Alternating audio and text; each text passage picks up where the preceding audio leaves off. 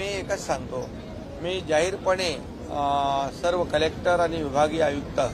यांना कालच सूचना दिलेल्या आहेत की आपल्या जिल्ह्यातल्या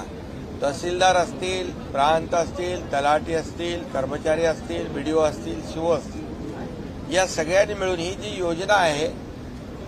मुख्यमंत्री माझी लाडकी बहीण, ही योजना जी आम्ही जिव्हाळ्याने सुरू केलेली आहे,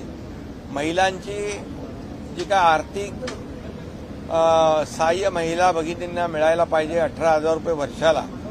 एक व्यापक विचार ठेवून आम्ही ही योजना केली। त्यासोबत 3 सिलेंडर जे महिला भगिनींना अत्यावश्यक असतात,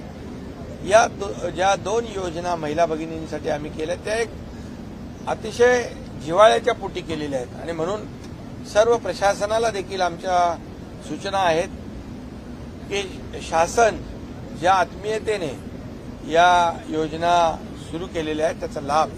प्रत्यक्ष महिला भगिनींना मिळाला पाहिजे। त्यांची गैरसोय होऊ नये, त्यांची अडचण होऊ नये,